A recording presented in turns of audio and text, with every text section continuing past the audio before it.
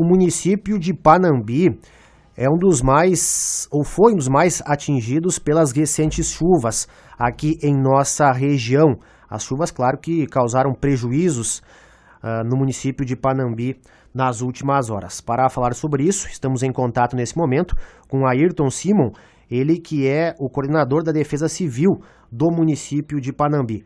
Ayrton Simon, obrigado pela disponibilidade de participar conosco. Imagino que a Defesa Civil, também a Prefeitura e demais órgãos trabalham para ajudar a população mais atingida. Como é que está o cenário aí no município de Panambi depois das chuvas das últimas horas? Rádio Progresso, bom dia. Os ouvintes da Rádio Progresso, é uma satisfação muito grande poder conversar com a nossa querida comunidade juiense.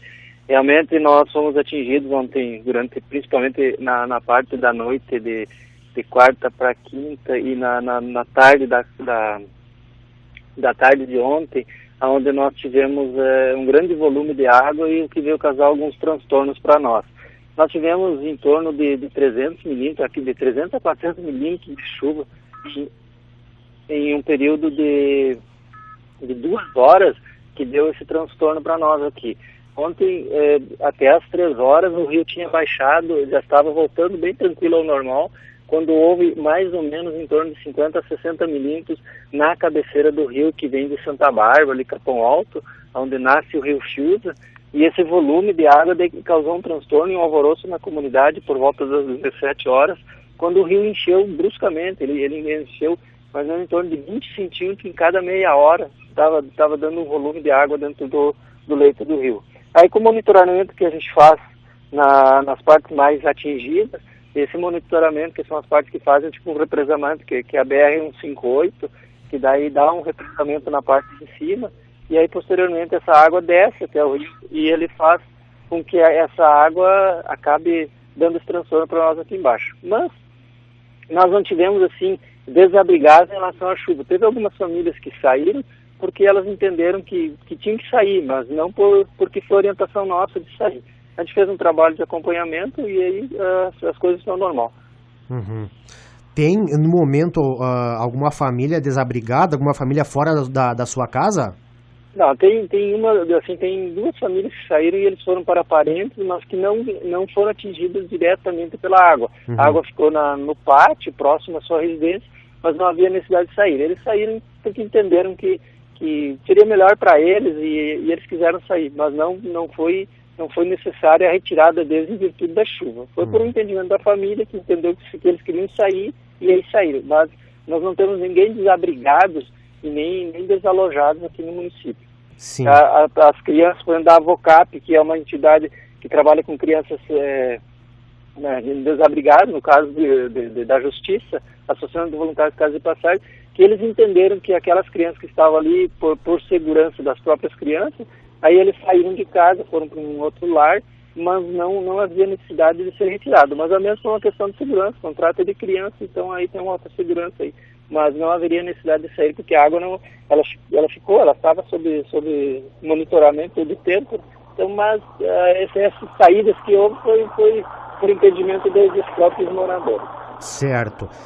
Em qual parte da cidade que o senhor fala do rio Fiuza, ele aumentou de maneira considerável o nível, em qual parte da cidade ou bairros que ele abrange com esse transbordo momentâneo que está sendo monitorado?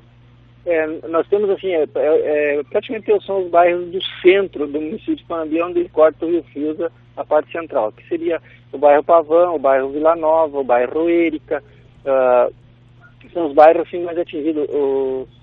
A parte do bairro Pavão que vem para baixo da BR-158, que ali daí faz um represamento e ela vai ser. Que na realidade o rio em si, ele teve alguns pontos que não tinha acesso, que já são pontos adicionais, que são partes mais baixas, inclusive que o leito do rio, que o nível do rio é mais baixa, então ela sai água. O campo do Vila Nova, aqui no centro, ele sai no campo, mas as residências elas não chegam a atingir a residência. Então, porque na realidade os campos que saem água são justamente para que haja esse esponjamento do rio. Quando ele enche, ele sai nessas partes. Mas o leito do rio, ele permaneceu, o volume de água dentro do leito do rio, ele por volta das 17h30 até as 19 horas, ele se manteve em torno de 4,10 metros de altura, de volume de água dentro do leito do rio. Uhum. Então, só que são partes mais baixas que ele vai sair, que é o natural, que são as partes que ele faz o esponjamento do rio. Uhum. E aí essa parte que saiu a água, claro, há uma apreensão da população em relação a isso, porque o rio está subindo, mas quando começa a monitorar e perceber que a água em alguns pontos ela vai chegando e já são tradicionais, então a gente já tem esse acompanhamento. Mas o volume, por exemplo, agora que são 9 e pouco, 9,20 mais ou menos, o rio está com 3,30 metros de volume de água dentro dele.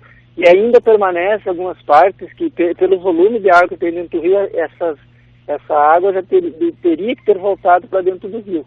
Mas como, infelizmente, nós não cuidamos das nossas águas como nós deveríamos cuidar, tem algumas coisas diferentes com relação a essas enchentes que estão acontecendo aí.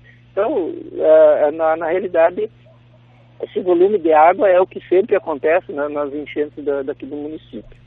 Bem... Mas a água está dentro do leito do rio, está tranquilo, ele está, apesar que a gente olha assim, no campo de Vila Nova, que a água ainda está no leito, mas ali é uma divisa de rio, o rio é lateral, o campo é lateral ao rio, então ela vai permanecer até o rio pegar o escoamento. E daí tem o Riacho do Moinho, que corta mais o centro na parte da feira do produtor, que também ele representa um bairro Festensaif, que é um bairro próximo da Bruni, então é um bairro que ele acaba também transbordando e fazendo uma represa no próprio rio. Então, em todo o monitoramento que nós fazíamos, o próprio riacho estava já escoando bem, o volume de água que saía do riacho, ele era uma corrente forte que levava a água para dentro do rio, e o rio estava puxando bem. No tocante a prejuízos em estradas, também em pontes, pontilhões no interior, também isso aconteceu em Panambi? Não, por enquanto nós não temos essa informação de algum pontilhão que tenha caído. Eu não sei que seja em Paz de Vida, talvez com Condor, mas nós não temos a informação de estradas com relação a pontilhões e estradas. As estradas no interior são estradas que provavelmente qualquer chuva sempre dá um transtorno, mas não transtorno assim que cause transtorno para os usuários. E nas lavouras isso também afetou?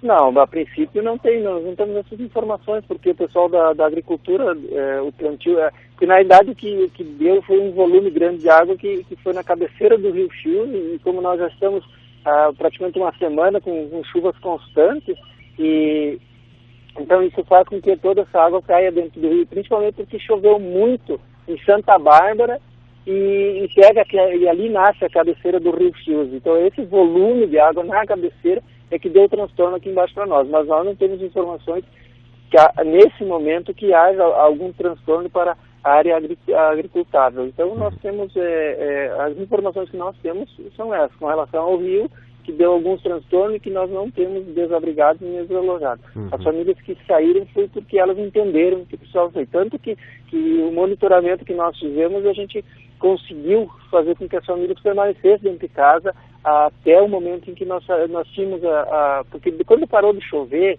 aí a gente consegue perceber de que forma a água vem descendo.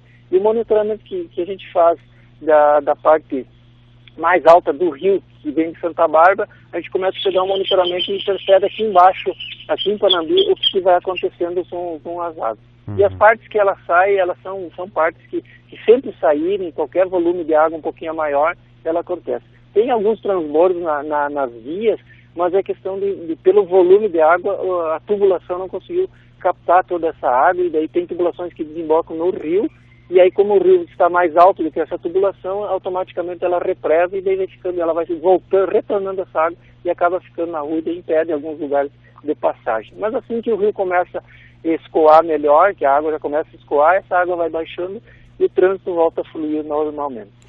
As escolas de Panambi, a gente tem informação que ontem 2 escolas cancelaram atividades, mas hoje elas voltaram a ter aulas normais? Sim, elas tiveram, ontem de manhã houve algumas escolas que teve, por causa do grande volume de água que deu na manhã de terça para quarta, ali houve um alagamento dentro das escolas por causa de águas que entraram pelo telhado ou pelas bocas de lobo não terem vencido aquele volume de água, e aí essas águas permaneceram dentro das escolas, e daí por um entendimento de direções de escolas, entenderam que pela parte da manhã não haveria condições de atender bem as crianças, então por isso que foi cancelado, mas a parte da tarde as aulas voltaram ao normal. A partir da 1h, as aulas e as creches que foram atingidas, elas voltaram ao normal. Hoje, então, em Panambi, as atividades estão normais nas escolas? Graças a Deus está tudo normal. Só o rio ainda está um pouco mais elevado, mas é pelo volume de chuva. Mas a vida normal em Panambi continua normalmente. Não há nenhum transtorno em cima dessa questão das enchentes. Aconteceu algum destelhamento em moradias?